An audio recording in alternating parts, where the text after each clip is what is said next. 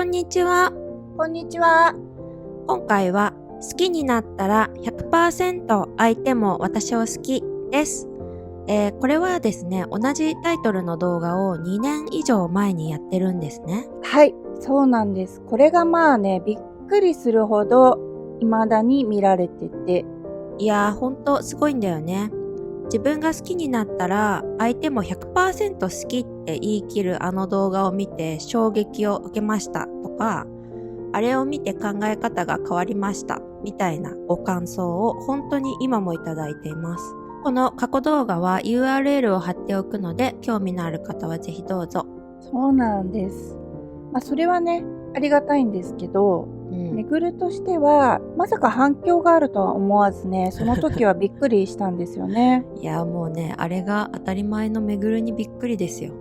私はそれはもう見事に真逆でしたからね。そう、そこなんですよね。めぐるとイルルの当時、幼い頃のね、考え方があまりに真逆で面白いねっていう話になって、で今回改めてパワーアップバージョンというか、をやってみたらいいかなと思ったんですよ。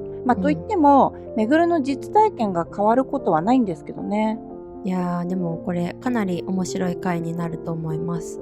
前の動画でやってますけど、めぐるは昔自分が好きになったら相手も好きって思っていて、それに何の疑いもなく生きてきてその通りになってたんだよね。そうなんです。幼稚園の頃からめぐるがいいなと思って好きになった男の子はみんなめぐるを好きになってました。まさに潜在意識の願望成就ですね。毎回言ってますけど、今回も初めて見た方のためにお伝えしておきますと、潜在意識はそう思うからそうなる。これを恋愛に当てはめると、彼とラブラブと思うから彼とラブラブになるとなります。そうですね。思ってたらそうなるよっていう単純な仕組みなんですよね。で、今のめぐるの話を潜在意識に当てはめると、自分が好きになった人は必ず自分を好きになるという感じになりますよね。はい、そうですね。自分が好きになった人は必ず自分を好きになるって、なんかそれだけ聞くとすごいちょっとなんかあれな人に感じるけど。あれな人？ジャイアンみたい？ずぶとい？無神経？いやいや、なんていうかそこだけ切り取るとね、そう感じますよね。そうですよね。でも相手関係ないってこういうことなんですよ。だって潜在意識はそう思うからそうなる。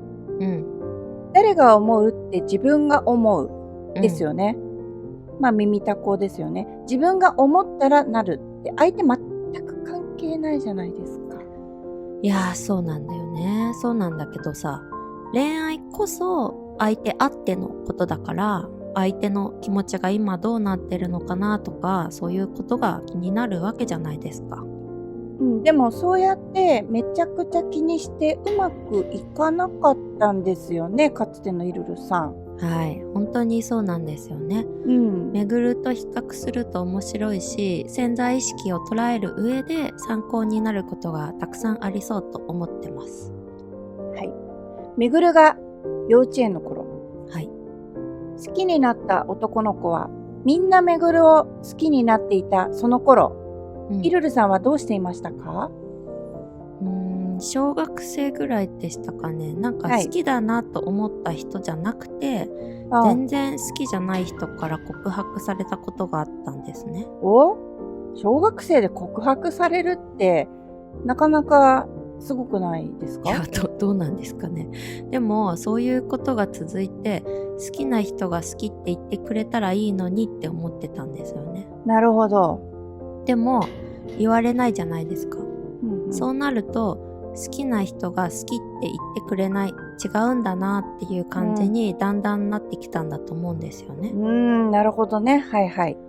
で、大学の頃かな、すごく好きになった人がいたんですけど、その人が海外に留学した時に追いかける形でね、遊びに行ったんですね。でもすごく釣れないというか冷たくされて、告白したけど振られたわけですよね。でも一時は毎日のように連絡を取り合ってたのに結局ダメで、海外まで行ったのに釣れないし、すごく傷ついたわけです。毎日連絡取り合って振られるって、どんだけ思わせぶりな男だよって感じはしますけどね。それはさておき、この頃のめぐる、イルルが何を思ったかちょっと整理してみましょうかね。はい。じゃん。めぐる、自分が好きになった人は必ず自分を好きになる。イルル、自分が好きになった人からは必ず好かれない。いや、真逆すぎますね。でも当時は実際本当にこんな感じだったんですね。好きな人に振られて何とも思ってない人には好かれる。こういう経験がなんか連続で3回くらいあると、好きな人が私を好きになるって奇跡に近いほどありえないことみたいな感覚になってたんだよね。好きな人が私を好きになるってなかなかないんだなって一旦思うと、同じことがあったらほらまたってなって、次に同じことが起きたらやっぱりそうだってなって、観念のようになって染みついていっちゃうのかもしれませんね。もうね、まさにそうだと思いますね。自分に自信がなかったから、好きになってもらえるはずがないみたいな気持ちもどこかにあったかもしれないですね。なるほどね。ちょっともう一回見てもらえますか？はい。めぐる、自分が好きになった人は必ず自分を好きになる。イルル、自分が好きになった人からは必ず好かれない。これわかりますかね？めぐるはあくまでも自分ありきなんですよ。で、イルルはどちらかといえば相手ありきなんです。そうだね。でも恋愛って相手あってのことだからね。そう。でも潜在意識で願望成就ってなったら、さっきも言った通りですけど、思ったらなるだけ。自分が思う。まず自分ありきなんですよ。思いを決めるとき相手がどうって一切関係ないってこういうことなんですね。だって自分が思うだけだから。今の相手の状況がこうだからとかそうじゃないんですよ。自分がどうありたいか以外関係ないんですね。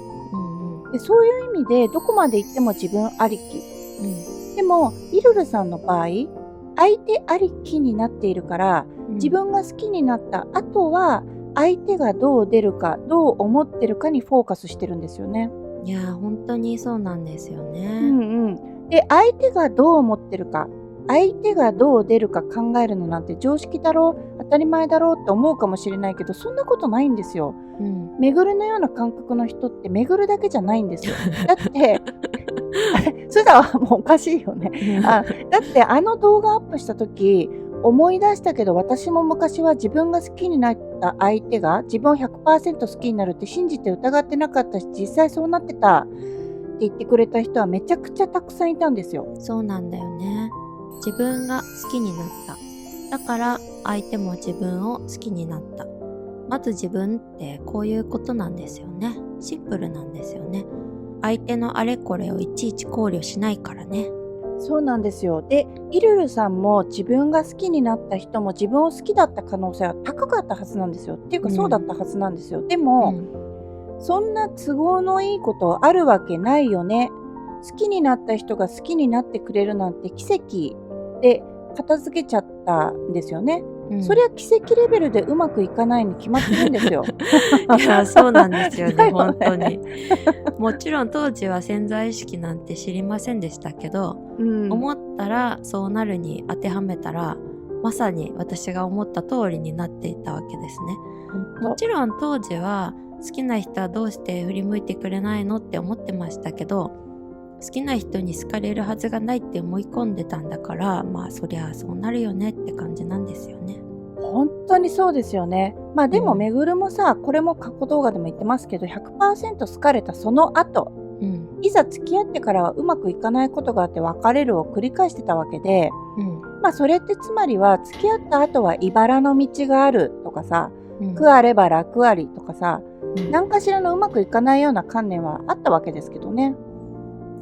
でも、こう考えても改めてそう思うからそうなる。だから、自分がどうありたいのか決めることって大事だよなって思います。そうですよね。自分が好きなら相手も好き。これぐらいシンプルな感じでいきたいですよね。だって実際そう思ってりゃそうとしかならないんですから。いや本当ですね。本当にシンプルなところにしか真理ってないですよね。はい。はい。というわけで、今回はこの辺でご視聴いただきありがとうございました。チャンネル登録やいいねもお願いします。お願いします。